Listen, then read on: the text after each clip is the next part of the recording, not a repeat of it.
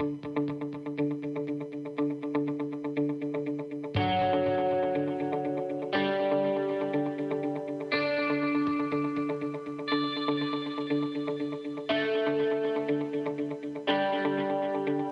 to the Health Detective Podcast with Roberto Parker. Join strength and conditioning expert Roberto Parker as he shares his over 35 years of experience in training athletes and helping people achieve their fitness goals. Now here's your moderator, Chris Whiting, with Coach Roberto. Hey everybody, welcome once again to the Health Detective Podcast with your host Roberto Parker. Now typically we have Roberto live on video, so you all get to see his handsome face and winning smile. However, due to some technical issues tonight, we're having Roberto call in to the program, so you will still get to hear his wisdom. Roberto, can you hear me? I can hear you loud and clear. Oh, good. Okay, so we will continue. I was worried for a minute we wouldn't have this podcast. The nice people wouldn't get the advice that they need for their health, and that would be no good. And tonight is especially interesting to me because normally when you do a podcast, you tell me beforehand what we're going to talk about, and typically I have no idea. Oh, we're going to check our SMAC, or, we're going to talk about, weightlifting versus cardio versus, I don't know about any of that stuff. But tonight we're talking about comfort foods. Am I right? You are right. I am excited. I know about comfort foods, but I'm curious to hear your take on them. Well, first, I'm going to ask you a question, Chris. What do you consider comfort food? Oh, boy. Okay. Typically for me, comfort foods are something very carby. The foods that sort of put you in a coma. So I'm thinking mashed potatoes, pizza, French fries, the real high carb stuff that it's almost like it trips something in my brain, and I don't want to just eat and enjoy. I want to consume as much as I can. That's my take on comfort foods. What do you think about that? Well, that's probably more than 10% of it. Let me ask you another question. How many people do you think consume these types of foods for comfort food? Roast beef, steak, chicken, liver. I'll throw liver in there. How many people consume those types of foods? I'm going to venture a guess and say 6. Yeah, well, I don't know if there's even 6 people. Yes, there's not.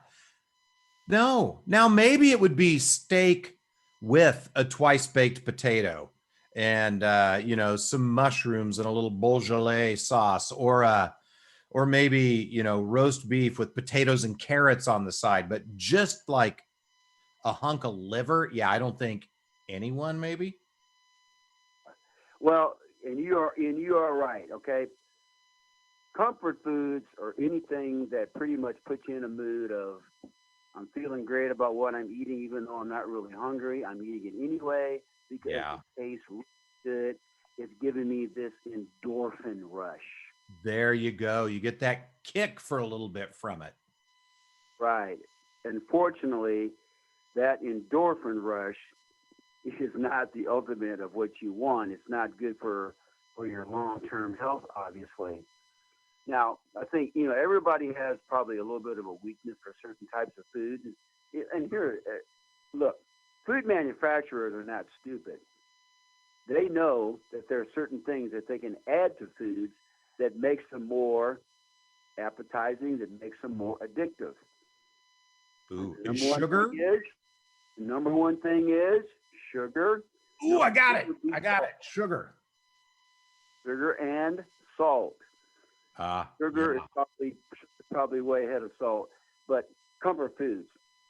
Okay, you're right. Mashed potatoes, not really sweet, but a lot of carbohydrates, obviously. Yeah. Candy. What else? Brownies. Brownies would be another one, probably, right? Yeah. Oh, yes. Delicious. All of those are very, very high carbs and high sugar. Now, they're also throwing salty stuff like pretzels, potato chips, Yeah. maybe some rich crackers, those types of things, because they have more of a salty flavor. But even those are pretty much hard carbohydrates too, but instead of sugar, they just put salt on them or in them. Yeah. And, So here's my point. Everybody has a weakness. If you got to have comfort foods, try to eat, I call one ingredient types of foods. Now, one ingredient types of foods are things like a banana, an apple, an orange, maybe some grapes. Notice all of those are still carbohydrate, but what's the one thing they have that the other ones don't have a lot of? Fiber. I was going to say pulp and fiber. Yeah. Fiber. And so fiber tends to fill you up quicker, plus it reduces the overload of all the sugar that's in carbohydrates, because for every gram of fiber, it cancels out 1 gram of carbohydrate. Oh, wow. Okay. So let's say something is 20 grams of carbs, and you have 10 grams of fiber, that's really a net gain of 10 grams of carbohydrates. And you'll see that on packaging of stuff. I've noticed that with like healthy bars or, Quest cookies or whatever, 5 net carbs. You look on the back and it'll say, 19 carbs, 14 carbs, but then a lot of it's fiber or a sugar alcohol or something. Right. Well, another comfort food, that's another one, is alcohol. That's very big. I mean, what is alcohol? It's grain. It's usually either made out of some sort of grain, corn, or potato. Once again, carbohydrate. Yeah. Yeah. You know what else it is? Delicious. Processed carbs in particular. Processed carbs. That's the operative word here. Processed carbs can be very addicting and will stimulate food cravings. So if you continue eating comfort foods every day, you will develop cravings. Cravings are basically when you keep eating, but your body says you're already full. Mm-hmm. That absolutely trashes the hell out of your metabolism when you do that. Yeah, and it's interesting. So I have noted, like when I was young, I would come home from school and I would have a little bit of cookie dough, a bowl of peppermint ice cream, and my mom always kept frozen Hostess cakes in the freezer. So then I'd have like a frozen Ding Dong or Suzy Q. And that was every day. I mean, I got home and my body was ready for it, craving it, and I totally get that. I have noticed when I go through periods where I completely cut that stuff out for even a couple of weeks, the cravings diminish significantly.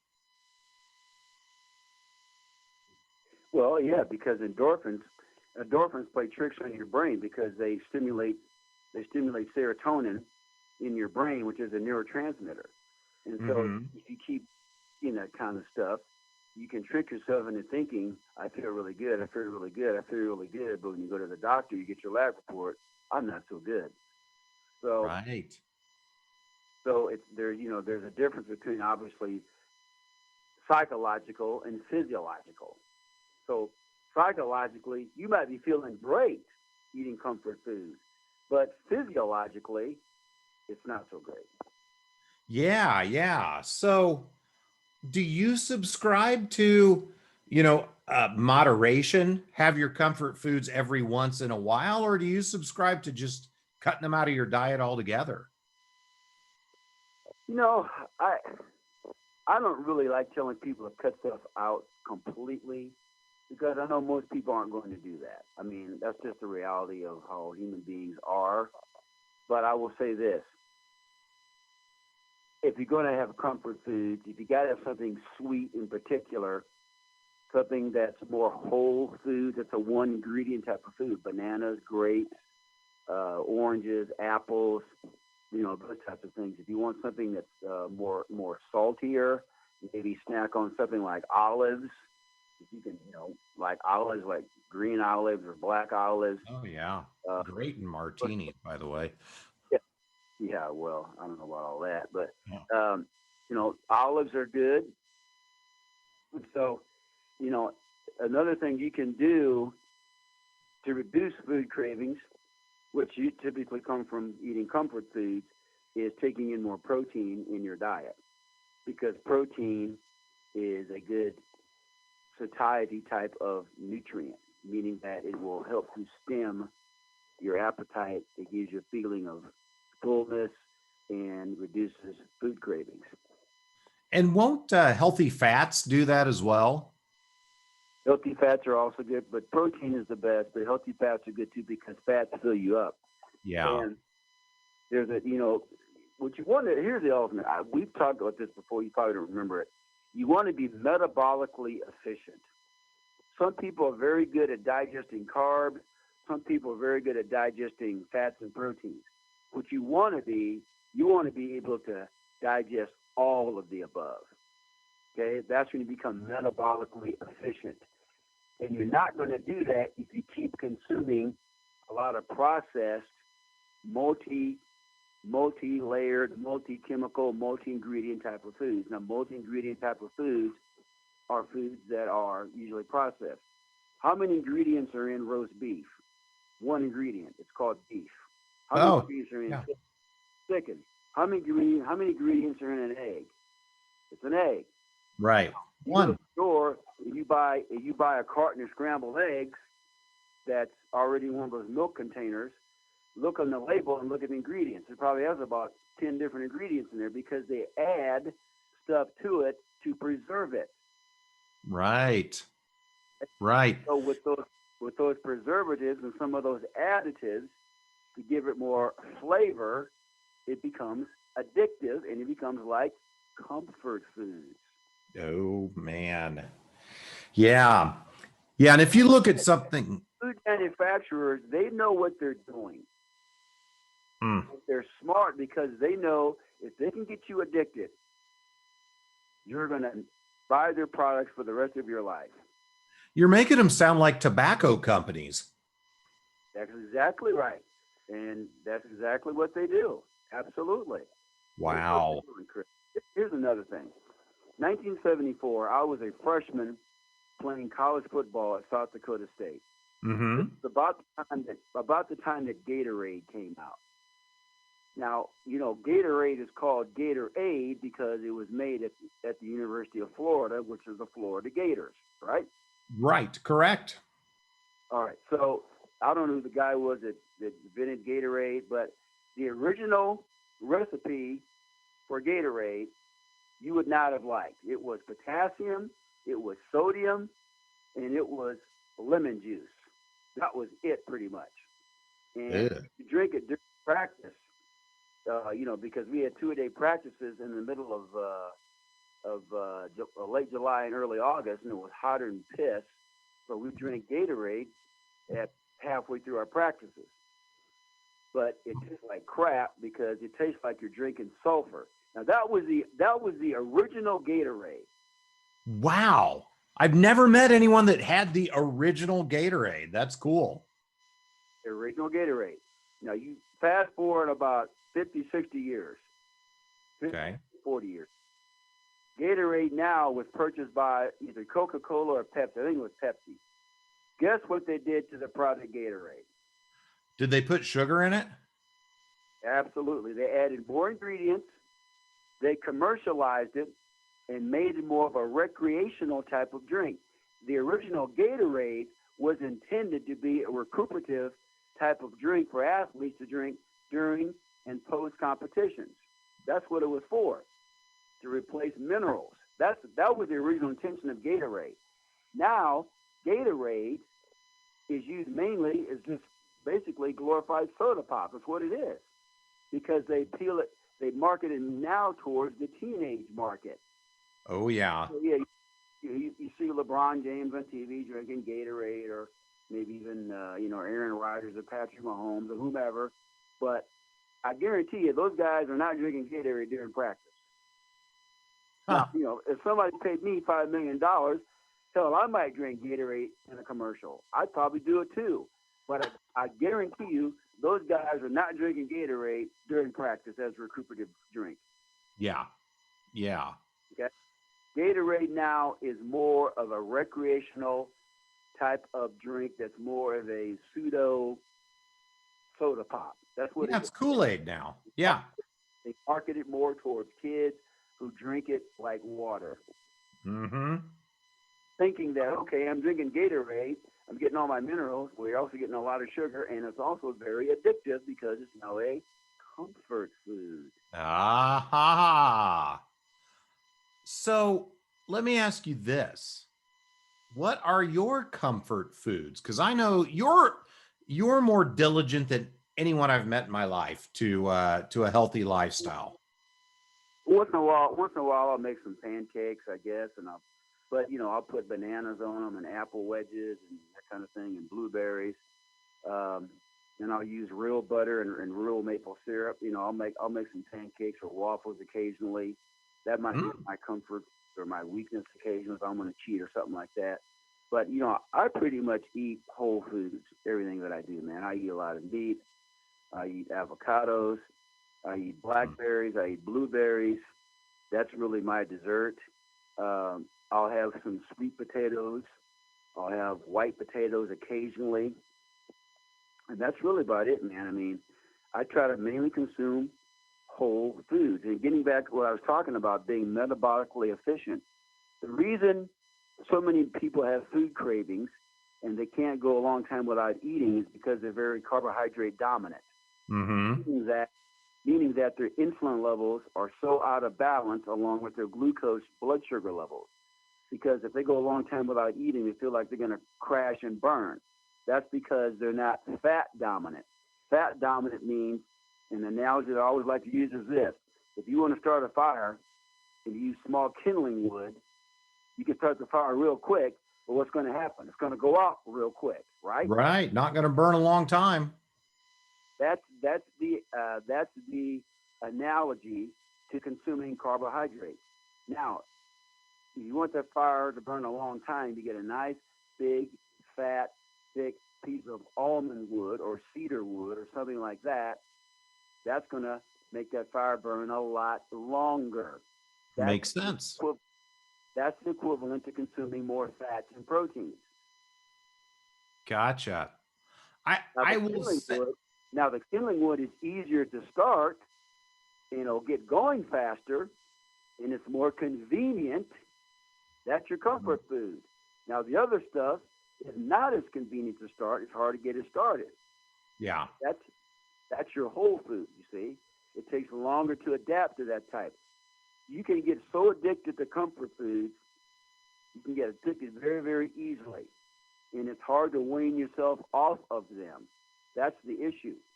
But very few people are really addicted. Like I said in the opening here, very few people are addicted to eating roast beef, chicken, fish, those types of things.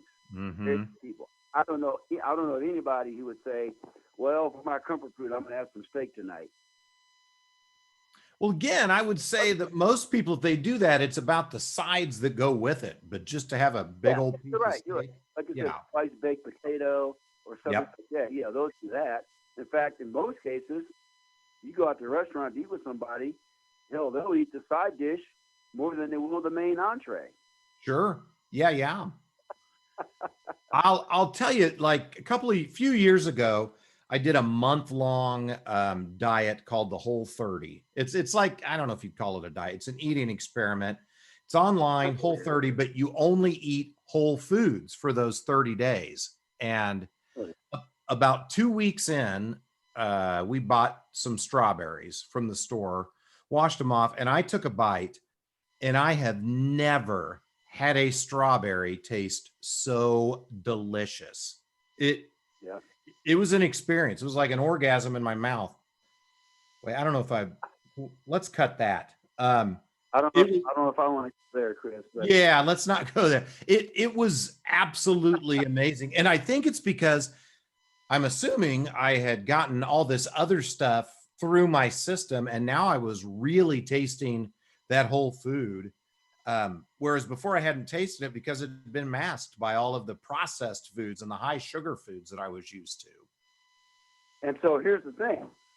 When you're consuming all those processed sugary foods, your body can become desensitized. It's like a drug addict. Okay, so now start out with let's say marijuana, but now the high is not good enough, so now you take it up to crack cocaine. Oh wow. Yes. Same thing with food. Okay, if you're consuming the same type of thing all the time, all of a sudden I need something sweeter than this, so you step it up to another one, or step it up to something more intense. You get deeper and deeper into that food craving. So I mean, like I said, the foods that they make today are industrialized foods. You want to stay away from as many industrialized foods as you can. Yeah. That totally makes sense. Let me ask you this. What advice do you have for people? Because going back to my Whole30 experience, the first week or so was tough. Once I got to the last week and a half or so of that 30-day period, it was easy and I felt amazing.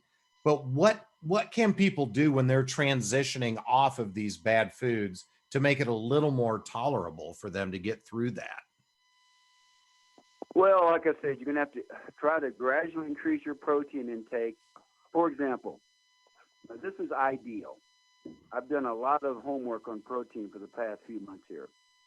Ideally, you want to consume the amount. If you weigh 200 pounds, you should be consuming about almost 200 grams of protein a day. Oh, wow. Now, that might seem like a lot, and that probably would be too much for somebody initially who's coming off, bad junk food eating. Okay, but you have to gradually start to increase your protein and fat intake. Keep the calories within a moderation. Don't overdo it on calories. But, try to increase your protein intake and gradually wean yourself off of the high carb stuff. Now, you can go cold turkey, I guess, and just do it overnight and just say, okay, today I'm going to stop. But most people don't have the strength to do that. Yeah. So try to gradually wean yourself off of, all the processed stuff and replace it with whole stuff. Mm-hmm. Like I said, one ingredient foods. And the best way one of the ways to do that is when you go to the store, and you've heard this before, buy the foods that are around the perimeter of the store, not within the bulk of the store, within the bowels of the store. You want to get stuff like cheese or yogurt or meat. And notice that stuff is always around the perimeter of the store, the outside portion of the store. The produce. Yeah. The stuff in the belly of the store, the frozen pizzas, the frozen spaghettis and that kind of stuff. All that stuff is processed shit. That's what it is. You don't want that stuff. That's the stuff that's more industrialized. It's cheap. I think that's another reason. I think that's another reason people buy a lot of industrialized foods, Chris, is because some people look at, okay, if I go out and try to buy whole foods, it's going to cost me more money because it's more perishable. Because if you go buy avocados, and if you don't eat them within 3 or 4 days, they're going to spoil. Right. Okay? Whereas you go buy some canned fruit or some canned vegetables, those things will last for a century, Yeah. But you have to kind of change your mindset about how you look at it. Start to gradually make it a point just to eat that kind of stuff every day as much as you can. Don't be stupid about it. You may have to freeze some of it. Maybe you can freeze some avocados, and maybe you have to freeze some of your, meat items. You can do that too. So start making broths and stews and soups, with whole foods, with beef and chicken and fish or whatever the case might be, putting in some fresh vegetables and then put it in a glass jar or a baggie and put it in the freezer. And then when you go to work in the morning, okay, you take the stuff out of the freezer, you put it in the sink and let it thaw out when you get home. You stick it in the pan, warm it up, and there's your dinner. There you go. And that didn't take much time at all. A lot of healthy eating is planning. Because here's the thing. I can give you a lot of different suggestions of how to wean yourself off. but you have to plan ahead because convenient foods are called convenient foods for a reason. You can just run to the store, grab a frozen pizza, come home, pop it in the oven for 10 minutes, boom, you got dinner. Yep. Okay? It's true. With whole foods, you can't do that. It takes you a while to cook a 5-pound roast. It takes you a while to cook a 5-pound chicken. It takes you a while to cook a ribeye steak, possibly just blood rare. Okay? It takes you a while to cook those types of foods. So what you have to do, you have to prepare those types of foods sometimes in 3 or 4 days ahead of time, and then proportion it each day up to the last day. And then even on that last day, prepare a meal to last for the next 3 or 4 days. I remember when I was a kid, my parents were always cooking, always. And we'd always have a big meal on Sundays, after church on Sundays. And that would last us for the next probably 2 or 3 days. And then my mother or my dad wouldn't cook again until probably Tuesday or Wednesday, and that would last us until about Friday. And then Friday, we always had steaks for dinner, or salmon cooked like fish. And on Saturdays, we'd have something else. On Sunday, we start all over again. After church, we'd always have a big dinner after church. So you have to kind of plan ahead. It's probably the best advice I can give people out there. Plan ahead, plan your menu, plan your whole foods, gradually eliminate the processed crap, because what happens is people come home and they're tired and they don't really feel like making a big dinner, so they go to the convenient foods, which usually are crap. So that is great, like seriously, great general advice for people. But if they want to dive deeper, if they want to get specific into a healthy eating plan for them, a way to get off the comfort foods, to start bringing those one ingredient, those whole foods into their life, I'm assuming that's something you can help people with, even more so than these broad strokes that you've presented here in the podcast, right? Right. Oh, yeah. Call me at 816-405-7703. Email us rwpsports@yahoo.com. And I'll be glad to work with you. I can set up an individualized program, because what we talked about tonight is good basic information. Excuse me, but everybody's a little bit different. How you can gradually wean yourself off of certain foods and get your metabolism right, because the metabolism is everything. And the wrong type of foods can destroy your metabolism, along with the wrong types of exercise, by the way. But the wrong types of foods can totally trash your metabolism, which can make you more susceptible to getting sick and even injuries, for that matter, because when you become injured, your muscles and your bones have to heal. And so if your metabolism is not right, your muscles aren't going to heal as properly as they should, or fast as they should. So, right now, everybody's still concerned about the coronavirus. Well, when you have a strong metabolism, you have a stronger immune system, you have a stronger nervous system. Your body's going to fight off those viruses and those bacterial organisms much more efficiently when your metabolism is right. When your metabolism is trashed, that's when you're more susceptible. And that's when you're going to rely more on getting a vaccine, rely more on having a social distance, rely more on the medication. Now, if that's the way you want to live, and keep doing what you've been doing. Personally, I don't live that way. So, but I can help you no matter where you are in your life. If you want to get healthier, if you want to lose some weight, if you want to put on muscle, if you want to improve your athletic performance, give me a call, 816-405-7703. Email us rwpsports@yahoo.com. Hey, that's perfect. Roberto, as always, thank you so much for your insight and sharing your knowledge. And I'll just say, for anybody that's on the fence or thinking, well, maybe I'll check him out, I don't know, do it. I've worked with Roberto in the past, about 10 years ago. I've come back for the last couple of years, and it's been great. I've dropped several pounds, and I'm feeling healthier than I felt in a long time. And definitely, and I'm doing that listening to about 70% of what Roberto tells me and putting it in action, working my way to get to that point where I'm doing everything you suggest. But, it's steps. It's steps, Roberto. I'm getting there. So, seriously, if you guys are interested in working on your health, reach out to Roberto. He can help you with exercise. He can help you with diet. He can get, lab work ordered for you and take a look at what's going on inside and really help you with things like your metabolism, which he talked about. So maybe just give me your phone number one more time before we hop off here, Roberto. Okay, 816-405-7703. All right. Hey, you heard it here. Roberto, thank you once again. Always appreciate the time with you. Always learn something here on the Health Detective Podcast, and we will see you next time. Take care. Bye-bye. Bye. Thanks for listening to the Health Detective Podcast with Roberto Parker. You can contact Roberto at 816-405-7703 or by email at rwpsports@yahoo.com with any comment or question you may have. Join us next time for the Health Detective Podcast with Roberto Parker. The Health Detective Podcast with Roberto Parker has been a KCTK production, produced by Roberto Parker, Chris Whiting, and Paul Lavoda. All rights reserved. For more information and content, email us at kctkradio@gmail.com.